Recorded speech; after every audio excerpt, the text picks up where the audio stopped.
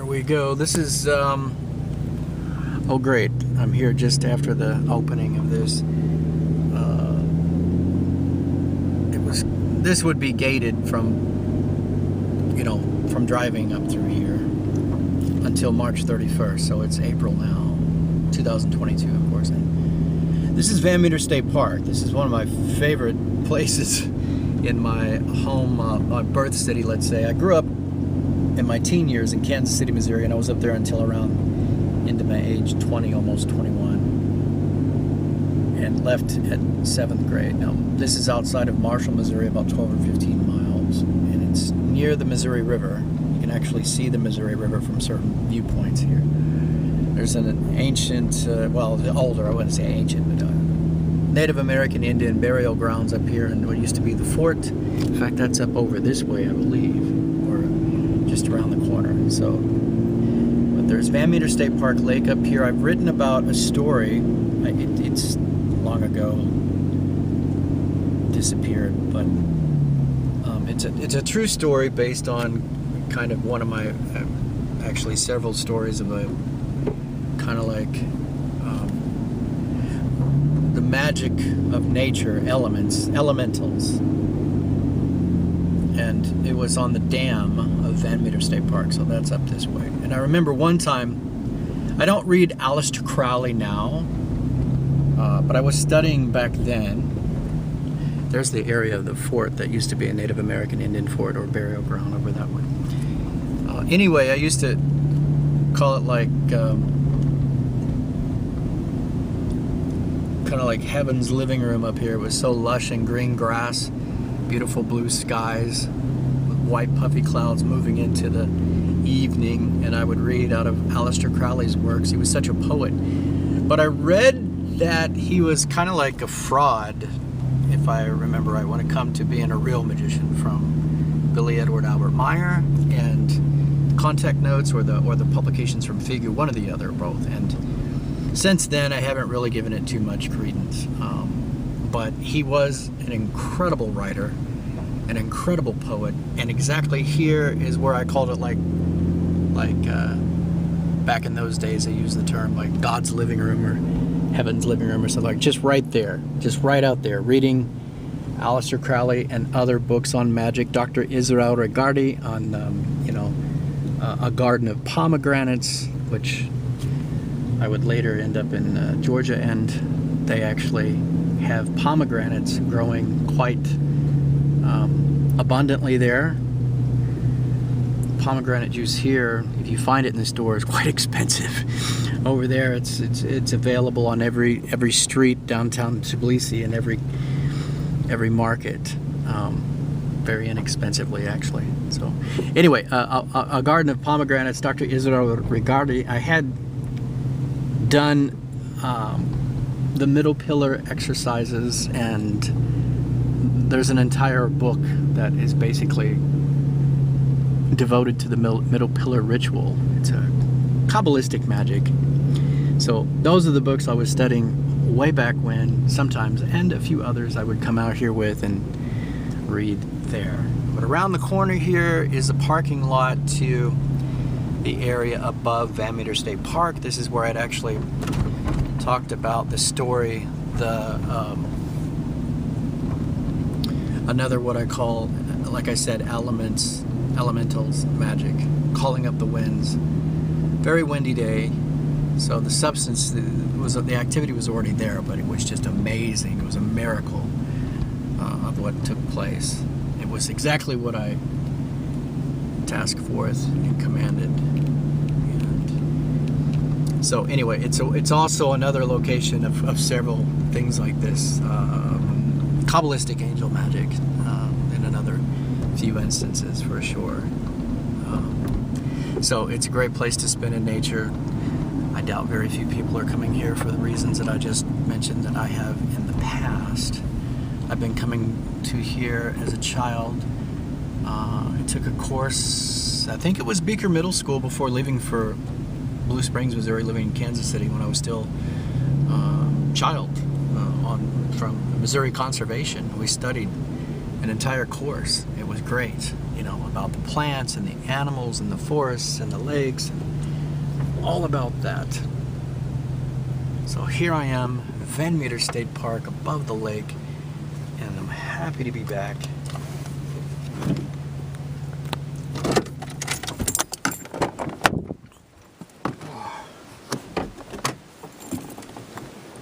And it's not any green on the trees here yet. What can I say? I knew as part of the trail, one of many here. So I'm gonna look forward to going down the trail. A lot of memories here. But in terms of the practice of magic and the magic of evocation, some very, very strong, fantastic, just like the kind of thing you'd see only in the most fantastic of movies, where there's, you know, the demonstration illustrated of what proposes to be real magic. I've actually done that here. So I'm happy to be back. I love nature anyway. As I said, before I ever knew what magic was or anything like that, we would, as a child, come into the woods. We had learned from Missouri conservation class about the footprints of different animals and the different species and subspecies of plants and animals both, and the importance of the conservation department and why there's licensing on hunting and fishing and how all that works, and the revenue purpose of maintaining beautiful places like this for the respect and enjoyment of our society, of our citizens and guests. So here's a little bit of the signs here. So I'm getting ready to walk down. You can see the lake. I don't know if you can see it through my video here. I'm using a Sony Bloggy HD still. I lost one, left one behind. It was no longer working. I got another one, used one coming on eBay. Pretty inexpensively, I think like $20. So, but it's really quite good for YouTube, although now there's 4K and 8K and so on. I need to get a drone. It would be so great to have a drone out here and get the views from the air of this area. So this is one of the trails that I went down, that I'm going down, sorry, that I went down. And there was an evocation that I performed here once. And at the end of this trail, there are some benches over to the left, and I won't go into all the details, but of course I got exactly what I wanted. But there was a snake. And this is unusual. I was telling my brother about this, and I posted about this a long time ago, a few years back. And but the snake was coming down the trail as I was engraving the sigil onto a metallic nickel-plated plate from the Dollar Tree store. So I couldn't come up with real silver. It's quite expensive and hard to find and quite rare. It's possible, of course, but they're high dollar. And so I come up with the next best thing as a lunar sphere sort of a element, let's say, correspondence, if you will, for the working. And I was using a drill bit, a titanium drill bit, to etch in Phillips, because they're a little bit sharp on the end, or can be, enough to engrave. So I engraved the sigil, and I actually received a shortened sigil before and confirmed during that evocation, first time evocation, lunar sphere. So it's very powerful. It's one that there's PDFs out there of the book on this by friends brought on, and they purposely, the majority of them will purposely leave that one page out of it with this particular lunar sphere angel, and because it's extremely powerful. And so anyway, so as I was etching in the sigil, after I'd done the lesser banishing ritual of pentagram and the evocation and all this stuff, up pops a snake on the trail like this at the end. I mean, his head was coming, he was coming down and his head was up. I've never seen that here. At about a foot up off the ground. And here I was sitting on this bench down here we're getting ready to see. And the snake suddenly, I look at him, he looks at me, his head is up off the ground as he's coming off the end of this trail. And suddenly whips whoosh, like a whip, whoosh, really quickly off toward the bank or into the water. I think into the bank, along the water, one or the other.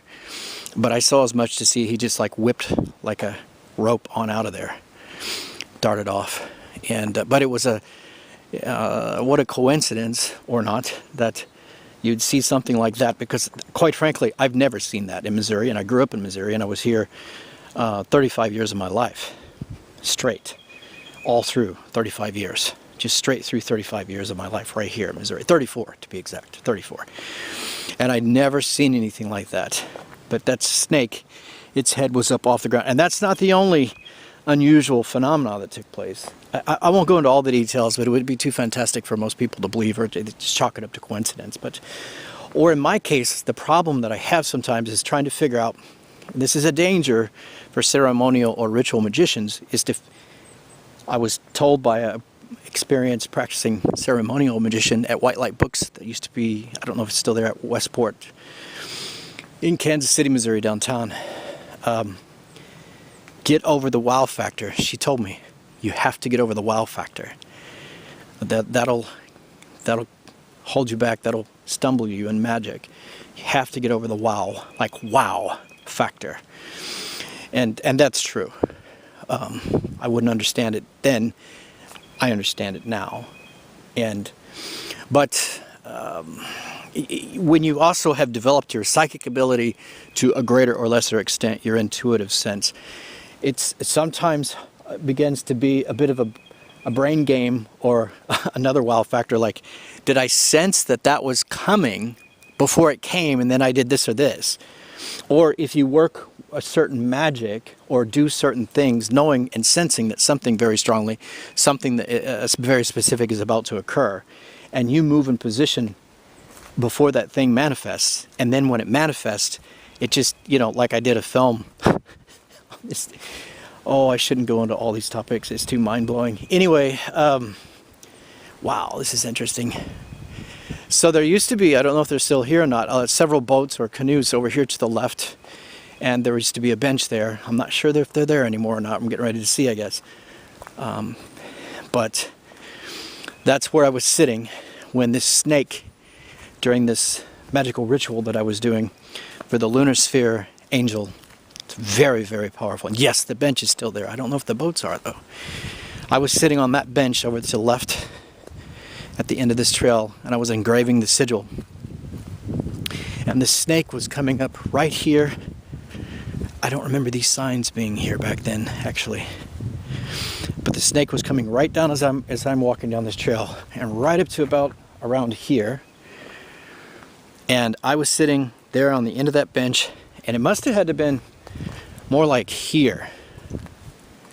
And he just whooshed, after being up off the ground like this, coming down that trail. I was just, I've never seen a snake before in Missouri do that, and I'm not sure, I don't know, but that's a true story. And then a balloon came down from the sky, and there was a specific message or symbol in that, but it was near Father's Day, and it didn't open, it was folded up. It was like one of those helium aluminum type of celebratory balloons, and it floated, and I asked for a sign, demanded it, and it was way up there. As I got into the, after doing the lesser banishing ritual, the pentagram, and got into the evocation, it came down, and exactly the distance, well, you could say approximately, but just exactly where I wanted this thing to come in, and then it came in and floated over here and then unfolded, and it had a specific thing written on it, which was very meaningful to me, and like a piece of advice to always keep in mind. So I had left this position and went over there and started to engrave that sigil into the nickel-plated silver plate, because that silver itself, or things that are silver, or is one correspondent in magical ritual to the moon. And this is the lunar sphere Kabbalistic angel, and so that was necessary. And it was using, again, a titanium or, really hardened, I don't know if it's actually titanium, but hardened Phillips power driver drill bit to engrave that sigil. And once there was a girl here, a woman, that I initiated into Kabbalistic angel magic. She had demonstrated enough quite a bit of intuitive ability, and I already had mastered basics of witchcraft, and I then decided to initiate her into Kabbalistic angel magic, and in doing so she came up with a sigil before the actual evocation, and I thought, that's BS, that's bullshit, Then I had experienced the same thing here. I had it before the ritual. It's a shortened sigil. If you are given permission, or if the entity or angel or spirit or intelligence or minister of creation, whatever you want to call it, will give you that shortened sigil. You can use that way of contact on instance if you, for example, have a pact or an agreement, or just let's say a relationship or ongoing working relationship. And one time I worked with a certain sigil for a certain Kabbalistic Earthstone angel for a specific purpose, but it had another purpose that I didn't even pay attention to, that I didn't even realize, or I just simply didn't pay attention to. It wasn't my purpose to connect with that angel over that purpose. It was for another reason, which had to do with the school of prophets and prophecy, foretelling the future. And I had said, okay, I'm going to work with this for 3 days. And I, again, done the initial kind of evocation work here. And then I put the sigil in my pocket, and I was at Walmart. And this fantastic thing took place. And completely unexpected, in something like probably 18 years or something, and it was an approach by somebody, and that specific topic, that specific thing exactly, was that angel's secondary specialty, and that is over the upraising or upbringing of children. And that happens to be an angel at the time of the moment of the present my aunt's birth, upraising of children. And she's was in a business where she took care of adult children in a way. I shouldn't say too much more about that. That's kind of a touchy issue. She's licensed to do what she done. Anyway, very much a great caregiver and grandmother and mother and a family woman and aunt and everything else, and very much in the business, but more than business, it was family as well that she basically took in. You could say the adult children of our area, our state. Anyway, so it's been so extremely accurate. It's such a rare knowledge, and you really can't apply Kabbalistic angel magic, because Kabbalistic angels astrology, unless you've got an exact birth time. It's what's the beautiful thing about Magi astrology is you don't need an exact birth time to be accurate with Magi astrology, which I predominantly rely upon. Though I'm here and I have access to one of my, I hope, books on Vedic astrology, and if I don't, I'll get the other one. My God, that book is precious. Pandit Parsai, life predictions based on planets, the Vedic astrology placement in the Vedic Rashi chart. And I've also found the Navansha chart very, very accurate, very, very accurate, very deeply insightful. But again, those systems may depend, and do often, on an exact birth time. A lot of people don't have that for one reason or another, and they may not even know that they don't have that. Their time zone might even have been different than what it is today. Even now they're talking about maybe changing our daylight savings time to this or that or whatever, and I found over on the other side of the world where I was at, they never honored it or didn't for many years, and so that can throw your rising sign off, and it throws everything off with anything with the moon in your chart, and so on. But Pandit Parsai is the only Vedic astrologer besides KRS Vedic Astrology channel that I follow in regards to Vedic. Very impressed with Jos Van Dyke, Western intuitive astrologer, world-renowned. Just mind-blowing work that Jos Van Dyke does. He's a friend on Facebook as well, and he's got quite a community that follows him and knows what I'm talking about when it comes to the talent and the great insight and the intuitiveness and this Western astrology of Jos Van Dyke. He's really world-class and amazing. And many thanks to Zaitan, metaphysician, Purple Star Royal Astrologer, Feng Shui expert and practitioner. He's worked around the world. He's an international practitioner. He's actually worked in other countries. People have covered all his expenses and had him come and do work of all those areas that I just mentioned. And don't know if I can say what he did for me once, but it's just again, it's mind-blowing too what he had done. And it's another, I should write a book. I need to write a book on a cult novel. I don't think it would make any money, really, and I've been cautioned about that by some seers, and even in the Vedic, or one of the Vedic astrology, I think it's KRS astrology channel. It's kind of like, you'll be the greatest astrologer, but you'll not be that well known for it, and you're not going to make money at that. You know, it's like, bummer. That's what I wanted for years. That's what I trained to do for years. But I'm beginning to think that that's probably an accurate interpretation from the KRS astrology channel's way of interpreting that Vedic astrology on that point.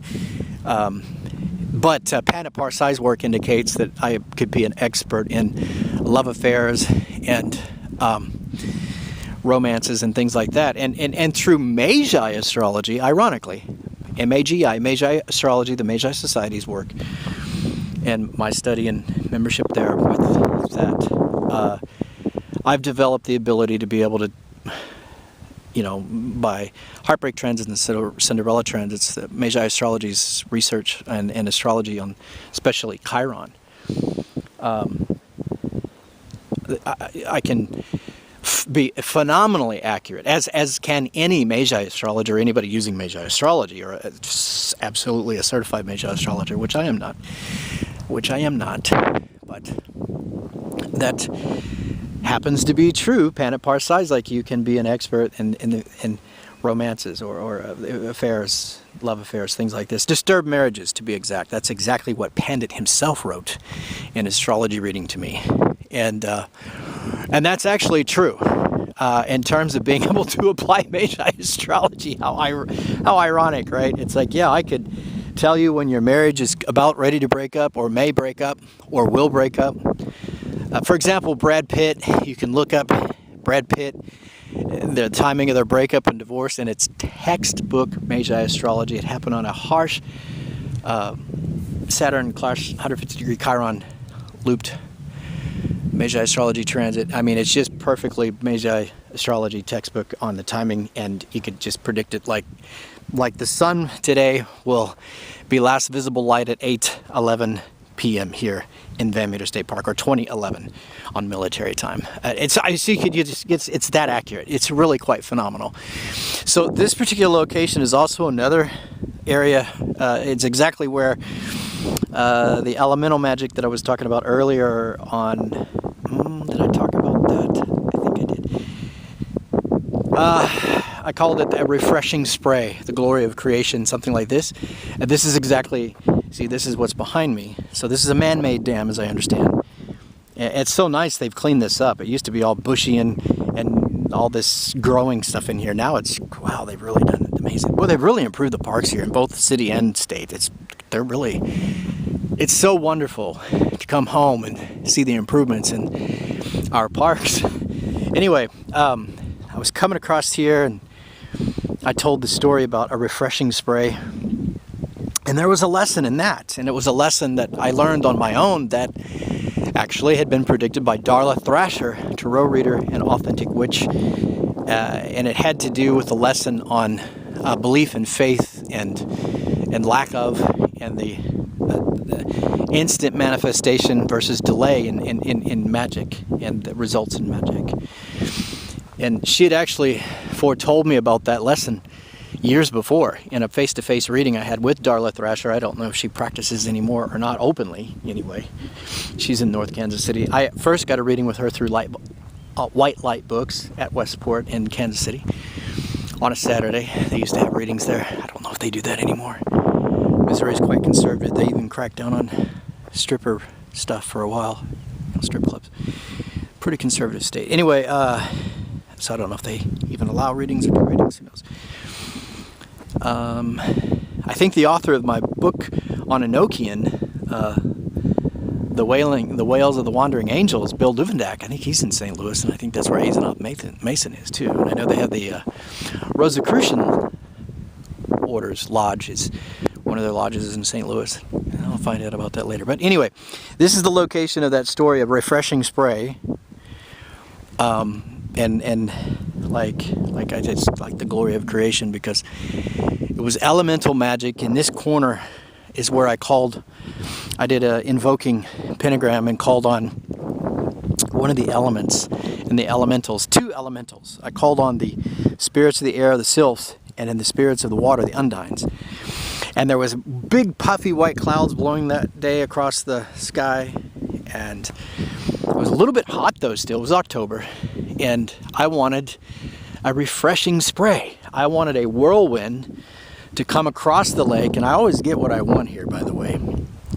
I wanted a refreshing spray, and just to refresh me. And I wanted a whirlwind to come across the lake and spray me with water, like a whoosh spray, kind of like I do with magnesium oil, 15 or 20 sprays on my stomach and back and forearms and one of my legs every night, and once in the morning. Anyway, I make my own magnesium oil out of magnesium salts, which is gotten from any pharmacy on both sides of the world, basically. Epsom salt, magnesium sulfate. Magnesium oil can also be found on Amazon and eBay and so on, but it's much cheaper and easier just to make it yourself, in my opinion. I'm not a medical doctor. I don't give medical advice. This video is just for fun and information purposes only. So anyway, I look out here and I'm thinking, I want a refreshing spray. I want a whirlwind to come across the lake. I want it to pick up the water and pelt me. So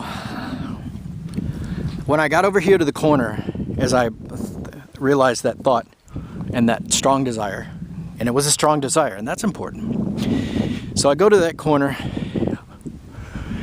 and I call upon the sylphs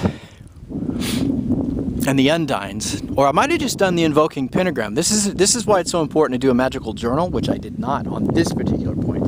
I had one in years prior, but it was part of my self-training, Donald Michael Craig's 11 Lessons in the High Magical Arts. Now there's another edition with 12. I think it's a chapter on chaos magic and maybe another. Anyway, so I did an invoking pentagram there and called upon the elements to do it, and I waited 20 minutes and there was nothing. And I was so disappointed. But I had called upon the sylphs and the undines. Those are the elements of the air and the water. Now, I went on up that trail, up into the pasture beyond. There's a field up there that's not part of the park, I think. You go up there about 10-minute walk or so, and you go out back, and there's these huge fields, on the Missouri River's beyond here. Missouri River. And it's really beautiful up there. So I was up there for about 20 minutes or 30 minutes, I think 20 minutes. So I come back down the trail, and I come out here, and I'm thinking, I failed. And this is exactly what Darla had predicted would happen. Someday I would learn this about my magic. So I'm walking across this dam, and I get to about right here in the middle, you see. About this point right here. And it's as if an invisible hand reaches out and pushes my left shoulder, and my hands I lay out like a cross, almost like the Kabbalistic cross you do in Lesser Banishing Ritual of the Pentagram, which I did for 2 years straight every single day. And as my hands go out to my sides, a whirlwind forms on the lake, and it comes whipping across. It's about 30 or 40, maybe 30 or 50 feet out there, and it comes, and I see it coming, and I have both hands out in a cross, wide open, and it picks up the water, and a refreshing spray pelts me.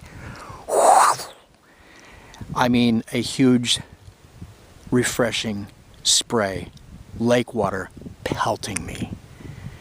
And I look up, and there's these huge, puffy white clouds coming across the sky, across the lake, and I'm like, yes! Like glory to creation, and so thankful to the creation and the creational, and to all of nature, and to the undines and the sylphs, and the magic of creation, and the elements, the elementals, the magic of natures, and to my own self, divine man, Adam Kadmon, the fragment of the spirit of creation that is within me, that is a part of the creation which is all of the universes and the worlds of, and universes of the universes and so on and so forth. And it was just a celebration of the creational, of the creation. And so I've been at 30 minutes, so I had to restart the video, and I'm going to run out of battery, it seems. But this is the story, and it was so wonderful. And that's the magic, elemental magic, undines and sylphs, and of course, lesser banishing ritual, the pentagram. And the difference between having absolute faith and knowing, but if you've got doubt somewhere in your mind, in your system, you see, it doesn't happen instantly. And so Darla explained, she taught about this experience. She goes, well, someday, as you get better and more practiced, your magic will become more instant, because you will lose doubt. And because if you have doubt anywhere in your system, and this is what an Enochian magician told me once over the phone. I won't say his name or anything like that, but he was the real thing, and he was a master educator, and mastered over 35 dead languages, and he was connected to some authors on Enochian magic. I won't say who it is. Very, very serious, very extremely powerful. I found out by experience, direct experience, powerful Enochian magician. He too explained the importance of absolute, unshakable, not faith, but knowing. Absolute necessary. It's a necessity for the practice of magic. And when you get rid of doubt, when your system, when you don't have any doubt, even deep in the subconscious, when you lose that, your magic will then become instant. So mine was delayed about 20 or 30 minutes, and that was the lesson I took away from Darla teaching me.